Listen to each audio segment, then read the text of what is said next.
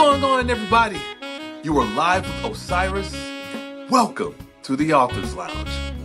The world is filled with storytellers, and I, along with my guests, are here today in the Author's Lounge to help educate and inspire the young generation of writers and creators.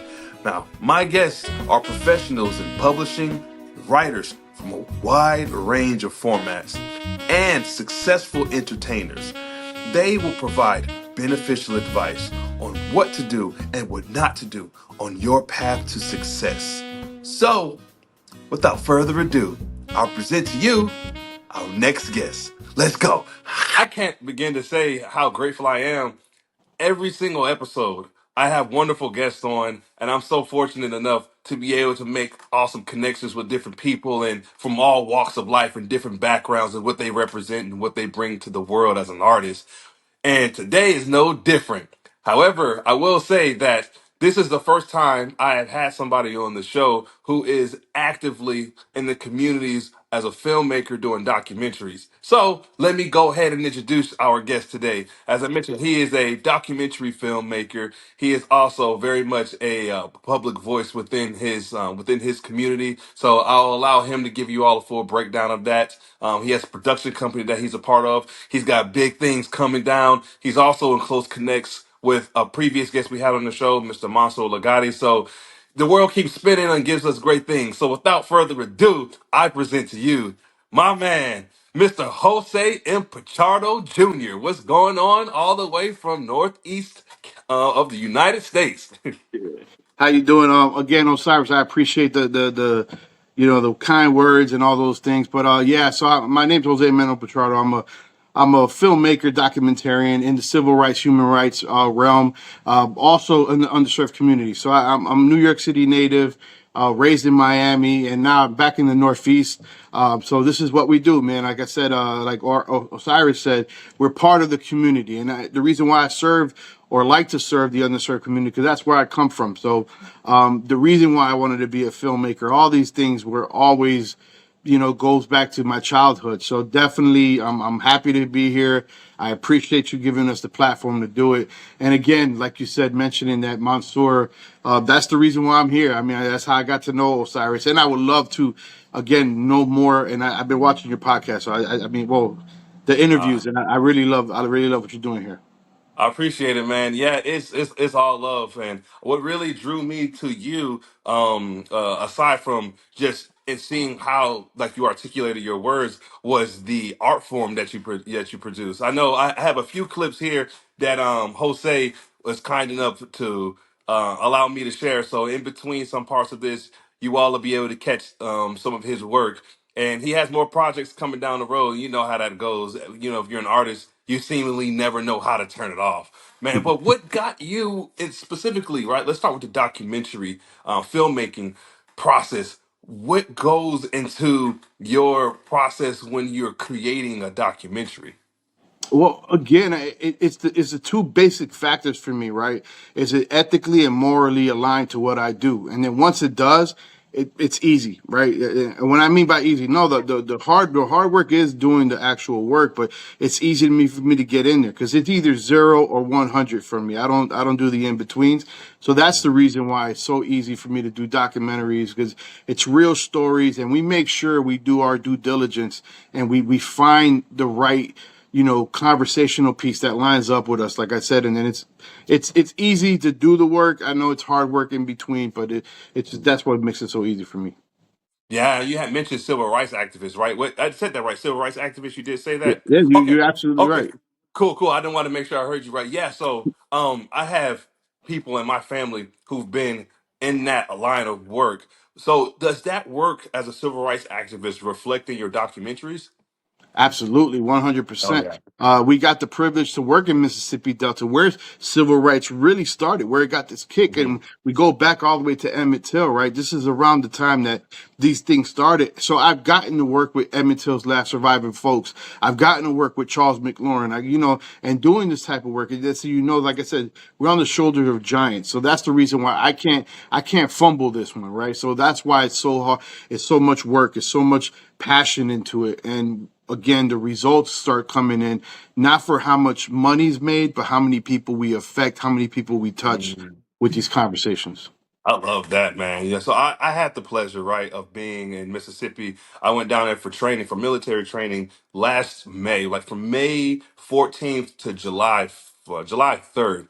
And I had firsthand experience to see what is not actually ever shown in Biloxi, Mississippi. And my goodness, man, like just the poverty out there is insanity. And just how there's a lack of I shouldn't say there's a lack because I'm not in the city to know what it's like, but just on the outside looking in, it looks like that there could be more care for that city, and that's just in Biloxi. I can't imagine what it's like in the surrounding areas within the Mississippi state, as well as like Louisiana and Alabama, other places like that. So you are certainly on walking on the shoulders of giants, but you also are having a giant's worth of a career yourself just in what you are doing. A lot of the stuff that we do, the work that we put out, doesn't necessarily get the attention of mainstream because there's like a certain blur or lens that mainstream doesn't want to be shown. So you are really courageous, man, and you're approaching you and your team and what you are able to do. So my follow-up question to that is what actually, like when you look at, okay, I want to go to this location, I want to film it, what goes into that? Do you need to get the permission of the city or the state, like the mayor, or are you able to just go and film there? What's that look like? So it's a combination of the two, right? So there's most of the, especially in the Mississippi Delta, let's focus on that. It's like any other neighborhood, coming from New York, there's a certain neighborhoods you didn't go. I mean, it's a funny thing to say checking in, but it's a fact in the sense that you got to know somebody from that area before you decide to go in here, because there's Mhm. places and ways to move in these areas. So we get permission. Of course, we got a local. We have one of the filmmakers is an actual local from Mississippi. So we got our local. We talk to the local people. We're like fixated to know the people, know how it works, talk to the right people before we go do anything. So that is the key. So that's how we get into here. And then again, it's not just I want to do a story in Mississippi and just kind of just fly by night. No, we have the connections, and then there's stories that come to us. So we basically got 40 data sets of films that we want to do or we're gonna do. The only Mhm. reason why we can't do them as fast is because we don't have the resources, and that's what we continuously do to try to build the resources. So instead of doing one or two per year like we're doing right now, we could scale that up. And since we work through academia and curriculum based type of avenues, as you Mhm. could tell with the temperature that's going on right now, we're not getting the same resources we got just Yeah. recently. So you understand that part, yeah. Oh no, for sure, man. And while on the topic about films, one of the ones I gotta show right now is a little snippet from your documentary Street Art. And this one, correct me if I'm wrong, was filmed in New York. What part of New York was this filmed in? It's actually East Harlem. Actually, at the most of the scene was well, most of the video was done at the uh, Graffiti Hall of Fame, which is on Mhm. 106 in Park, just like the Yeah. hip hop, right? Yeah. The BET show. Yeah, exactly. That's exactly where it's at. So you'll get the feel of Oh, what's really going on. Yeah. that's freaking awesome, man. Hey, so people who watch this, I grew up watching 106 The Park, the BET, on BET specifically. Hey, go ahead. You all sit back and enjoy what you're about to watch. Graffiti tends to be one of the most underappreciated forms of art, but it's also one of hip hop's five elements.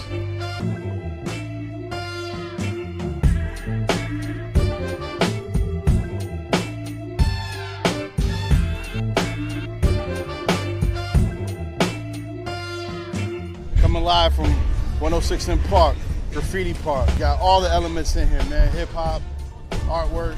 So here I am, coming to you live. Yo, can't forget the most iconic truck in the hood, baby. Mr. Softy now, coming live from the Graffiti Hall of Fame.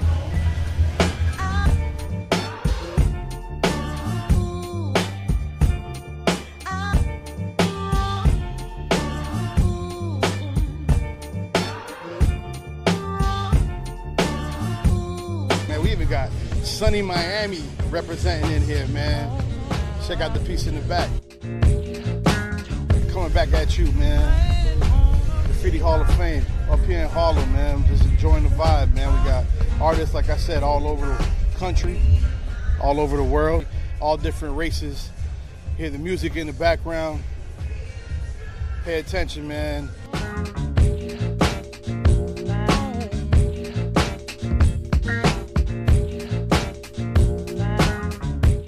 Came together today, man. It done dawned the street. So now we got the street Graffiti Hall of Fame, 106 in Park. All the elements of hip hop, breakdancing, graffiti, apparel. It's all here, man. All in one, man. It's art, culture. New York City, East Harlem, baby. Yeah, look at the crowd, man. Look at the crowd that came out. We got hip hop in the building, baby. We got graffiti in the building. We got the lawn on fire. We got the walls on fire. East Harlem, New York City, baby. We got people, we got love, man. We got unity. Graffiti art brings you back to your human skills, your spirit, and what your being is really about. KRS-One. So that was a look at street art in East Harlem, New York. And that's just a little snippet of some work. I got one more piece I'm going to share with you all a little later in the episode, but I want to get back to my man Jose and Pichardo Jr., the wonderful mind that goes into creation. You just never know how you can stay focused on one thing or the other because as an artist, and I'm sure you go through this, or you and your team or your boys think, I have this idea, I have this, and you all like, man, we need to pick one and let's just do it. How often is your mind flowing with ideas? Well, it's my form, right? You just saw graffiti, right? That's Yeah. kind of art, right? My form of art, I can't draw. I didn't do graffiti. My form of art is how to put this together on a video or a picture. I started off as a photographer and cinematography, so that's why I do it the way I do. But now, like you said, just like anybody, you're a writer. You know, you guys come up with ideas at opportune times, on vacation or in the shower. Same for me. I'm in the shower and I come up with an idea and like we're gonna do this, but graffiti or the war, like you said, the street art, it's actually a docuseries that we're building up because what saved me, what got me here in front of you right now, Osiris, is culture. Culture is what saved me, and culture through art. So through literature, through a Langston Hughes, through art from Bansky to Bat Squat, to anybody, you know what I'm saying? Even Van Gogh, so that's what brought me here, and that's the reason why it evolves easy. It rolls off the tongue, like they say, so easy. So basically you'll start to see my art on a video. I can't wait, man. And just in that piece that was shown and the stuff that I was able to see even prior to having you on, I was just thoroughly impressed with this division. Well, you never know who's behind the camera, right? You see what we see and you're like, I wonder who's doing it. But when you see everyone and what they look like, that matters greatly.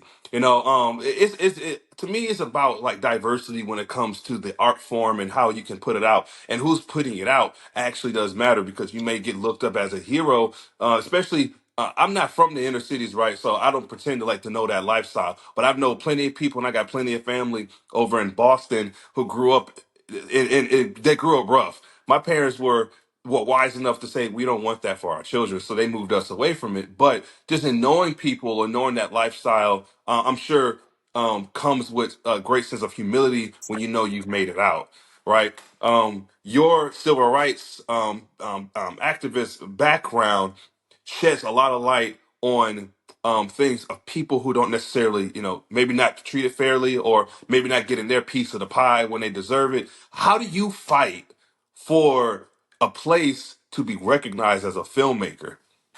Well, it again, it goes back, like you said, it goes back to how I got to this point. So I've been ridiculed, left for dead pretty much in these, and had to come back from so many obstacles. So it just, again, it's just part of my life. So this is why I tell people, everybody asks us that question is like, how do you do it? And I'm like, well, I had to do it.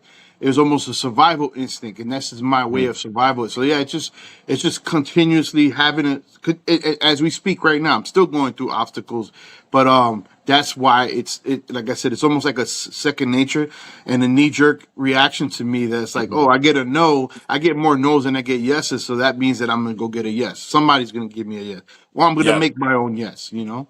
Right there, that thought right there. Like you'll make your own yes. I tell people all the time when they wait on opportunities. I say it's one thing to wait on opportunity. It's a whole other thing to create an opportunity that you can then have other people open up. You know, you're no stranger to starting a platform, right? I mean, me when I started this platform, dude, I got it out the mud, man. Like being able to get where it is right now, it just was a relentless obsession with just wanting to put out greatness, man. Like as a writer, you want people to read your work. You know, as an author, you want people to purchase your books. As a filmmaker, you want people to read or see your story on screen. But getting to that point, especially where we are right now, where everybody has some form of the art form that we project out, so it makes it much more difficult. But what I really appreciate about this is connections and making connections all across, whether we're here in the United States or all across the world. And I'm sure you have made a great deal of connections. So, what do connections mean for you as a filmmaker and just as a person in general? Well, it's something that was told to me years ago. It's like your network is your net worth. So Yep. I made it work, you know. But again, it doesn't. That's not how I started. I used to be very skittish of making network because you know, Hmm. growing up in the neighborhoods that I grew up in, it was like you don't want to be too friendly. Or but then I learned that it's not about friendly. It's about who's going to line up to, like I said, and I have my standards. So if you're not ethically and morally lined up, I just stay away from you. And one of the biggest things that I learned growing up is emotional intelligence. So I've learned to read rooms. I've learned to read people a little better than the average person. So I could see real fast if what, you know, if this is lines up to what we're trying to do, or if I have hands off for it. But that's basically it. Oh, that's good. So, and it's great that you have such a strong head on your shoulders. I feel like you have to have such a sense of urgency when doing something that you want, but it's also in the same aspect that kind of like tread lightly. Like, hey, I might be a nice guy, but don't ever confuse that generosity as a weakness because it is nothing like that. And so, but with that, you know, it's really interesting when you meet different people who have different backgrounds and they have like different visions of what they want to do. But aside from the filmmaking aspect that you do, what was it like for you, like growing up and having these visions, if you did as a kid, and what actually made you decide I want to tackle these dreams? Well, it goes back, like I told you. What saved me was culture, and culture. When I say culture, most people think I'm just talking about one aspect. No, I mean all of it: art, music, you know, hip hop, graffiti. So what I used to do as a young kid, my way to escape my realism was to go to the Museum of Natural History, Museum of Guggenheim. You know, all these. So it was my outlet. You know, and everybody would make fun. Oh, you a nerd, and I'm like, whatever. But it gave me Hmm. culture, so it let me break the divider down. So when I Yeah. meet with other people of different color and different races, they're like, "Oh, this guy's cultured." You know what I'm saying? And Hmm. that's what gets. So that's what saved me is the art, it's the music. It was a combination. Sometimes I want to listen to music, sometimes I don't. So, like you said, I'm a big book guy. You know, I read a lot, and I've always read a lot. Started off with comics, and then I started to evolve as I got older. So it's just connecting. One of my favorite, again, I'll mention again, one of my favorite poets is Langston Hughes, and I found the reason why I liked it so much because he was a civil rights movement activist through his poetry. So there we Hmm. go. Speaking of Langston Hughes, I have a thick poetry book that was given to me as a going away gift when I left Edwards Air Force Base back in 2022. Yeah, it was a going away gift because I also do poetry. So Langston Mm. Hughes, that was something that meant a lot. And speaking of which, we talk about the communities so frequently throughout this episode.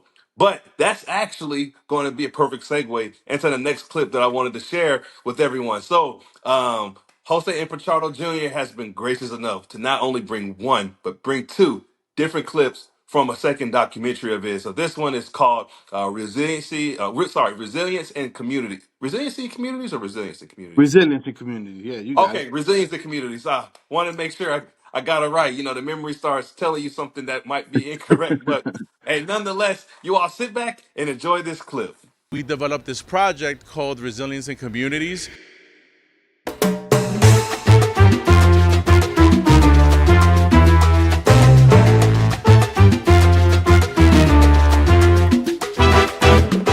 Which is what helps us build equity and resilience through bringing in entrepreneurs, through bringing in, food components and all these other activities. Part of our RLA social enterprise, Ricardo Lopez and Associates, as a for-profit with a social enterprise arm, we know climate change is real, right? And when issues happen, the issues happen to our communities the most, right? If we're going to talk about electricity, we have a blackout. Who does that affect? Us, right? They don't black out 42nd Street, right? We're going to talk about food. We live in food deserts and food swamps, right?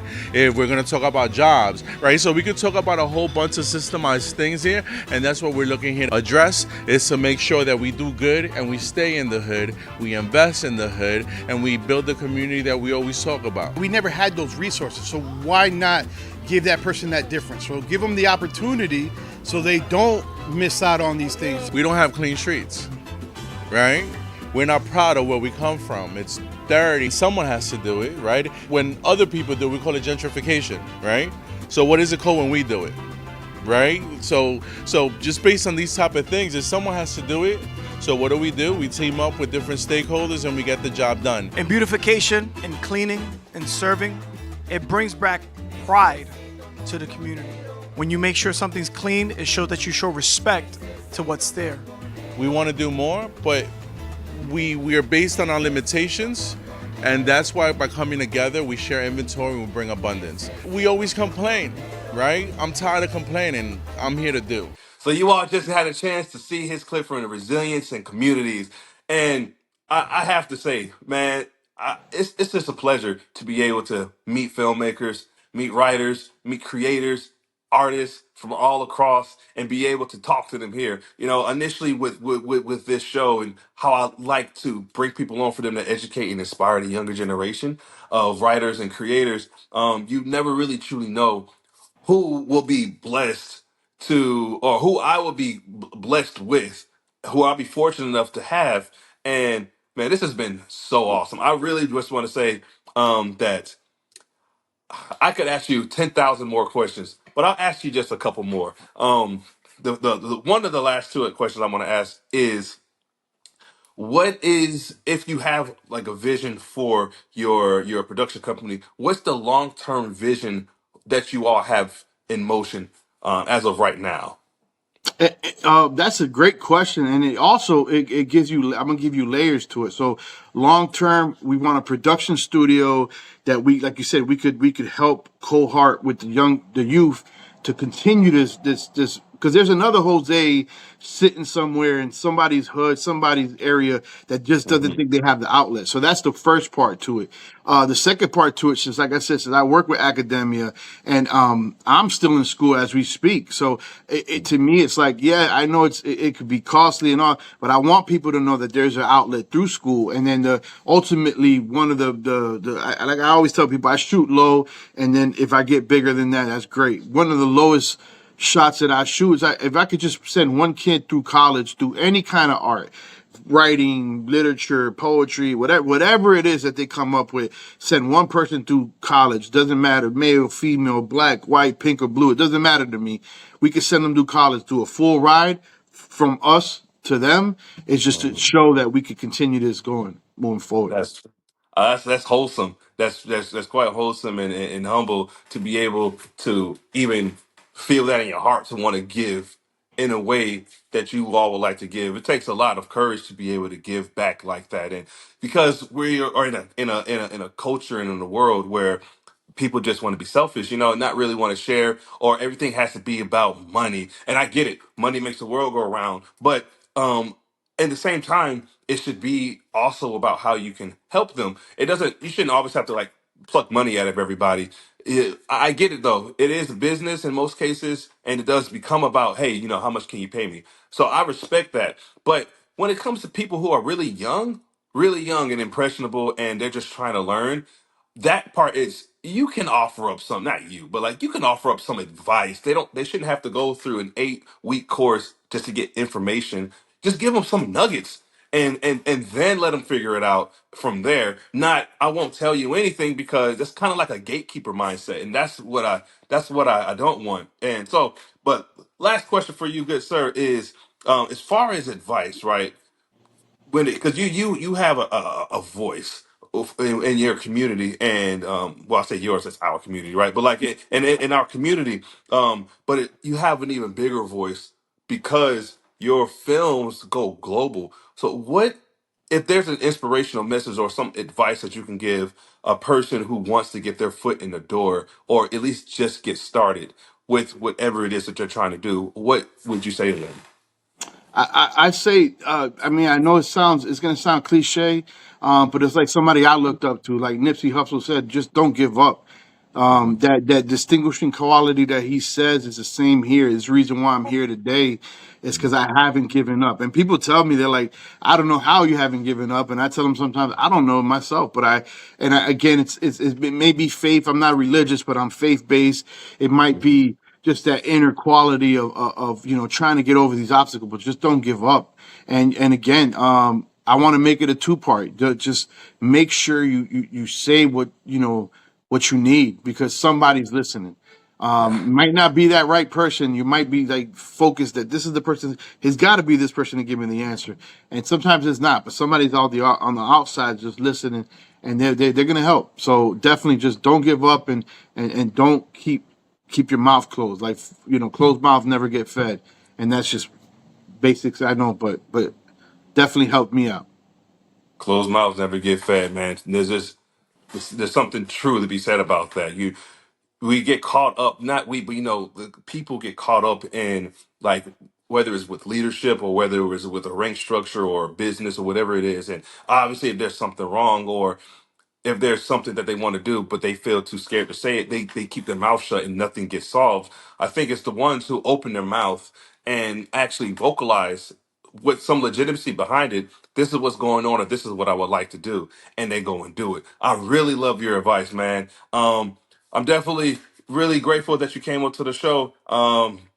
Man, I literally could talk to you. It sounds like for hours, man. But looks like I gotta end it here. But I'll certainly like to have you back on, and we'll definitely talk offline, man. But any closing remarks before I let you go? Nah, just stay tuned. And like I said, we will talk offline. We will continue to collaborate, but we got way more stuff. We got stuff I can't talk about, NDAs we didn't sound, but we'll definitely be back in touch, because there's a lot more movement going on, especially with the temperature and a lot of the things that's going on. So that's what we're for. And it's starting to really grow. So we'll be talking soon.